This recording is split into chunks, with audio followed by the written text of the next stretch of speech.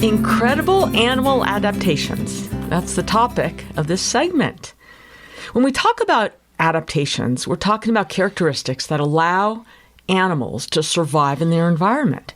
It can be structural, physiological, or behavioral characteristics. Peter, we're going to talk about a few crazy ones, okay? Ready. The Alaskan wood frog. This is a cute little guy, and what he does is he turns himself into a frog-shaped ice cube when the temperatures drop. So instead of hibernating like many animals do to survive the cold, these frogs find a burrow and freeze. And literally, all their bodily functions just stop working. Digestion, respiration, even their heart stops beating. And then spring comes, the weather becomes warmer, and they slowly thaw. They wake up and begin feeding and mating. Peter, this reminds me of the freezing iguanas in Florida that were dropping from the trees. Did you hear about that story? Yeah, last couple months ago. Yeah, it was a cold winter in Florida this year, and apparently it got cold enough where the iguanas were found to go into a dormant or cold, stunned state. And then they would drop from the trees where they were living. So you're walking around and you see iguanas lying on their back with 4 legs up in the air, like looking like they're dead, but they're not. And they remain breathing with their critical body functions still operating. And then they thaw out and wake up when the sun warms their bodies. So it's different than the Alaskan wood frog I was just talking about. This is not an adaptation. Iguanas are invasive to Florida. They're from parts of Central and South America close to the equator where it always stays warm. So they're not used to the cold, and extreme cold could be life-threatening to iguanas. Anyway, they were warning Floridians that if they see iguanas lying on the ground or on the street or sidewalk looking like they're dead, they're not. So don't pick them up, don't move them, don't throw them away like trash, because when they warm up and wake up, they're not going to be happy. No. The male green iguana, I read about this, can weigh up to 17 pounds, so you don't want one to fall on you. 17 pounds, they could be 5 feet in length. And you're right, they are invasive, and Florida in 2021 passed some new regulations. You're no longer allowed to have iguanas and other lizards, exotic lizards, as pets. And if you have one, you can keep it. It gets grandfathered, so you have to have them microchipped and you have to re-register them every year. Wow. But they are ruining environment, ruining people's yards, and their days are numbered in Florida.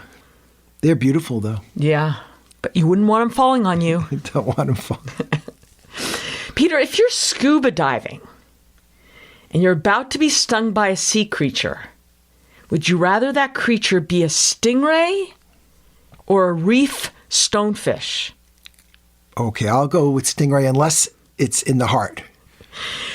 The most venomous known fish is the reef stonefish. And if you look this fish up online, it looks like a pretty rock. Yeah. They live in coral reefs, and their colors fit in perfectly for the environment, and it's able to camouflage itself amongst the rocks, and they sit perfectly still on the seafloor. So not only does this help protect the stonefish from predators, since they're disguising themselves well, this also offers them a way to get their prey. Because what they do is they just wait, looking like the other rocks and around them, and until the prey, usually reef fish, comes to it. And then with its huge mouth, it ambushes its prey and sucks him down. Wow, sucks it in. Wow, that is horrible. But wait, so if you're a human and you're enjoying the waters and you step on it because you think it's just a pretty rock at the bottom of the seafloor, well, what happens is the pressure of your foot on their back activates the venom sacs in their spines. And this venom is probably the most venomous in the world, and it will likely kill you. So the answer is you would rather be stung by a stingray or probably anything else in the waters than this reef stonefish. So did I just ruin your future snorkeling or scuba plans you might have in the future? I don't even want to go in the bathtub with that. Okay. It's horrible. Okay, how about this one? If you're hiking in Australia and you see a dog-like animal coming at you, intending to bite you, would you hope that it's a Tasmanian devil, which typically weighs on average like 20 pounds, so like the size of a small dog? Yeah. Or do you hope it's a dingo, which is a wild dog native to Australia? Okay. I'm going to say, boy, so many questions raised here. I'm going to think the Tasmanian devil has bad mouth bacteria, so you're going to die from infection. But the dingo probably has friends who are going to swarm you and eat you as a pack. So I'll go with the dingo. Yes. You would like to be bitten by a dingo than a Tasmanian devil. Okay, but because why? The Tasmanian devil has the most powerful bite in the world relative to its body size of any living mammalian carnivore. It has a bite strength of 1,200 psi, pounds per square inch. I'm not sure how strong that is, 1,200 pounds per square inch. But for comparison, the lion's bite is 650 psi. So the bite on this little 20-pound Tasmanian devil has twice the force. I guess it would be force, right? Yeah. Pounds equal to force? Yep. Yeah. And by the way, the hippopotamus has the strongest bite of all land animals at about 1820 psi. Mm-hmm. We knew a dog that lived in a neighborhood, a little dog, and had a pretty strong little bite and had an affinity for like shoes and jeans.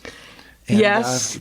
And this little dog, our neighbor's little dog with the strong bite, ripped through my favorite jeans of all time. You know, when you have these jeans for like 2 decades, you just love them. They're worn in perfectly for your body. And now they have a hole and you're not wearable anymore. They're not wearable.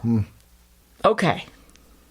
If an animal is going to chase you in Africa, who would you have a better chance running away from? Okay. A hippo or a cheetah? Oh, I think cheetahs are fast, so I'm going to say you can run away from a hippo more easily.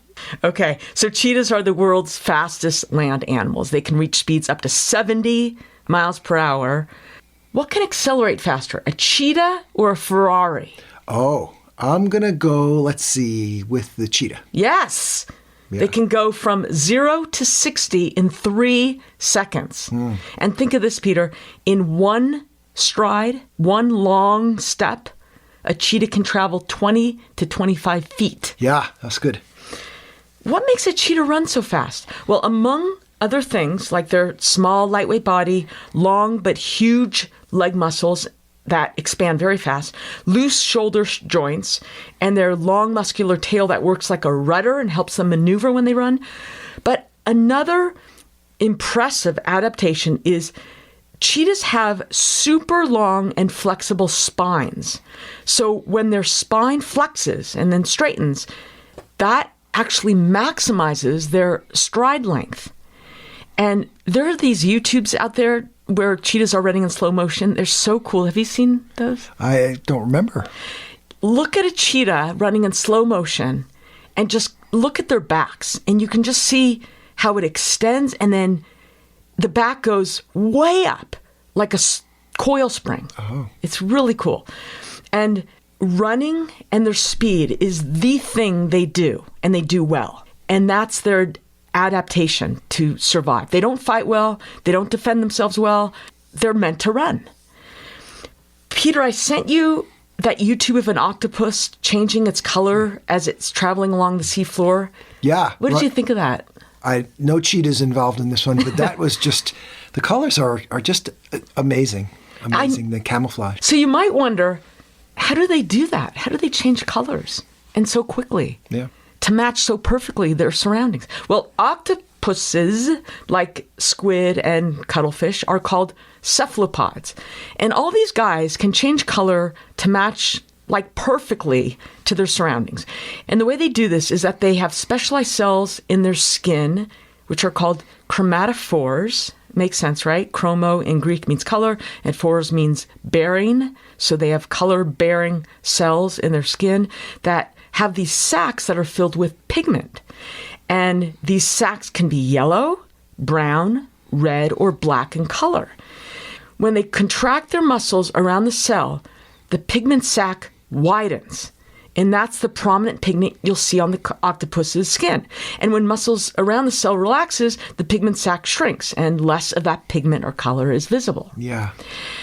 Octopuses typically live on the bottom or, just hovering slightly above the seafloor, so they can be cruising along and they can use their chromatophores to change their color of their skin to blend in with their surroundings. So they're camouflaged, and they camouflage themselves into the rocks and corals, and they can also change the texture of their skin to try to match the texture of the surroundings. Is that cool or what? That's pretty neat. Wow. So now you know all about chromatophores. Thank you.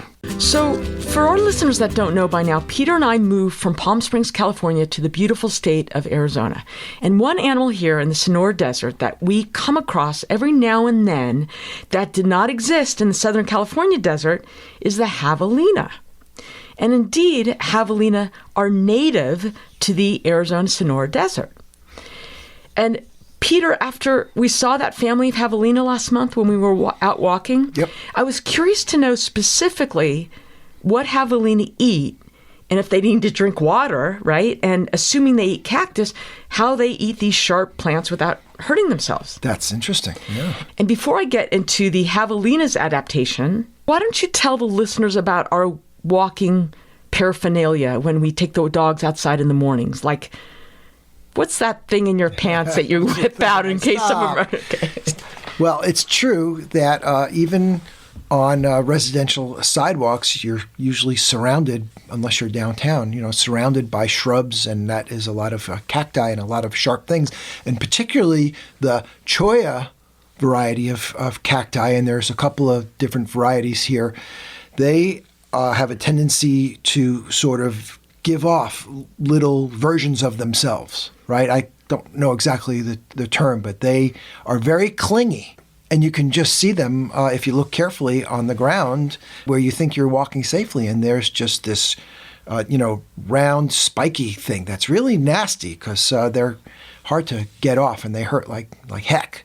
So, and they're fine. They're very, very fine, right? They're fine. And to get them off, you just don't want to touch them. So you need to use a tool. Right. And I am aware of two tools that people carry with them. So now I'm carrying my needle nose pliers, maybe 4 or 5 inches. And sometimes we let the dog carry it in the pouch, but usually it's my pocket. And that is helpful to grab or flick the little nasty off your foot or dog's paw. And some people advocate using like a hair comb, and that works nicely too. I've seen that. So that's our adaptation to getting around. So tell me about the javelinas. Though. Okay, but wait, let me go back to that because that's a very important point. It's better than, like you said, it's very sticky. So if you try to remove it with your hands, it's going to be stuck into you. And if you try to just break it off, you have the risk of breaking off a little piece into the dog's paw or into the dog's skin. And then you still have to get that thing out. Right. So pulling it out gently with the needle nose pliers or a comb is a good idea. Yeah. So back to the javelina. Okay. Those of you who might not know what javelina look like, and I really didn't know until I moved to Arizona, javelinas look like small pigs with large heads and long snouts. Is that a good way to describe their appearance? That's a good first approximation. Okay. Yes. They travel around in family groups, and they're most active around dawn or dusk. Javelina eats certain leaves and shrubs and grasses and lizards and toads and mice and whatever else they might run into, but their favorite thing to eat is prickly pear cactus. Yeah. Do you know what those look like, Peter? I do, little paddles. Paddles, yes. Little paddles with a lot of sharp... Yeah. Okay. So their jaws are well adapted for crushing and slicing, and they have super tough mouths and specialized digestive systems which allow them to eat this prickly pear cactus and not feel the thousands of tiny spines on them. So they ingest them? Yes. Oh, I just thought maybe they would eat around them. No, they ingest them. Gee. And by the way, these cacti are loaded with water, so this gives the javelina a nice source of water as well. I will tell you that other animals eat cactus as well. These include camels, the desert tortoise, rabbits, and squirrels. Yeah. Okay, one more adaptation. Most people know that owls can twist their heads almost completely all the way around. actually, they can turn their heads about 270 degrees. That's not quite a circle, but pretty close if you consider how many degrees you can twist your head around rapidly without tearing a bunch of tendons and severing major arteries. The angle is getting smaller and smaller. Right, exactly. I know. Or you can imagine turning your head too much might prevent blood flow from going to your brain and causing a stroke, right? So how is the owl capable of twisting his head almost completely around and not block off any major vessels? Well, the arteries feeding the brain of the owl are lined up just so that they're not blocked off when the owl twists. So typically vessels get smaller as they get farther from the heart and to an organ like the brain. But in the case of the owl, studies were done over a decade ago on dead owls, and scientists found that the vertebral artery enlarges as it approaches the brain. So the thought was that these enlarged areas may function as reservoirs for blood so that the brain has extra blood to work with as the head turns, something like that. Interesting. Cool animal adaptations, right? Very nice. Thank you. Okay. Thank you. Wow.